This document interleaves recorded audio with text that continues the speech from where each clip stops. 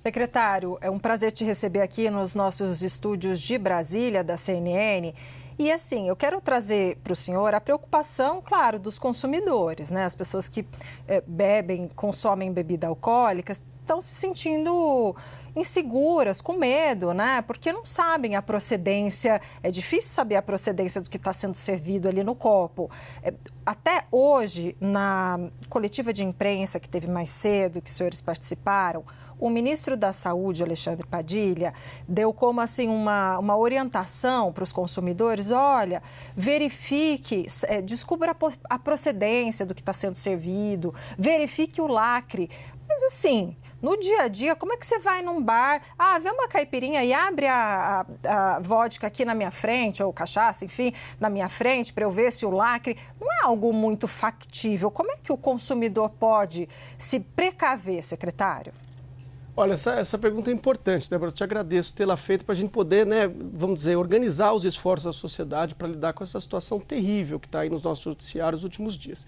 Em primeiro lugar, assim, sobre a fala do ministro Alexandre Padilha, acho importante dizer que na coletiva de hoje de manhã, o ministro Alexandre Padilha fez uma extensa lista de todas as ações que o Ministério da Saúde tem feito. Então, desde sexta-feira passada, toda a rede de atenção à saúde foi mobilizada.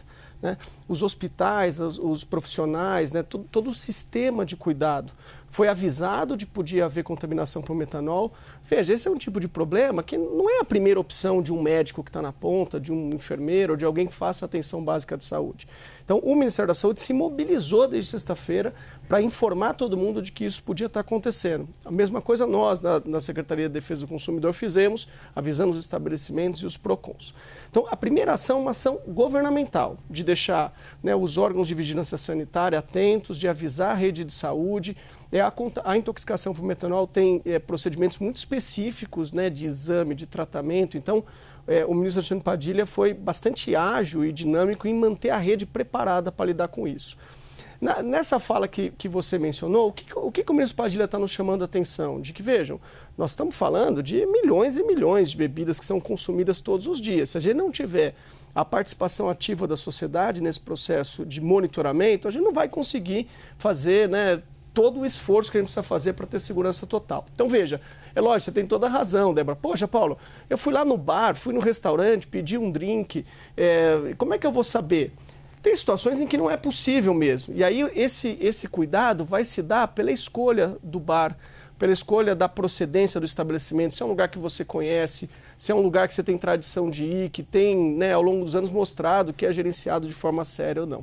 Agora, existem várias outras situações, é um pouco isso que o ministro Padilha estava se referindo, em que o consumidor tem condições de saber. Veja, em primeiro lugar, o consumidor encontrou lá uma promoção, seja física ou virtual, de uma bebida que está muito mais barata.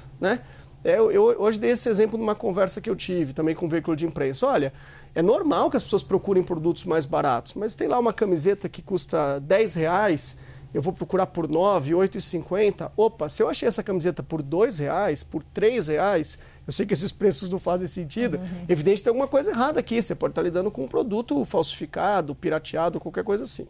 Então, a primeira coisa o consumidor tem que ficar atento às situações atípicas. Olha, o preço está muito abaixo do normal, a pessoa que está me vendendo essa bebida eu nunca vi, é um estabelecimento novo, que tem alguma cara de precariedade, é um vendedor que ninguém conhece, que está lá pelo bairro vendendo bebidas ou qualquer coisa assim.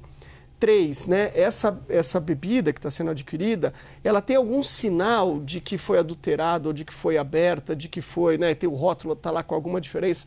Então, você tem toda a razão, Débora, a gente não consegue fazer isso sempre, uma série de lugares em que a gente toma serviço, a gente não consegue fazer esse processo de fiscalização.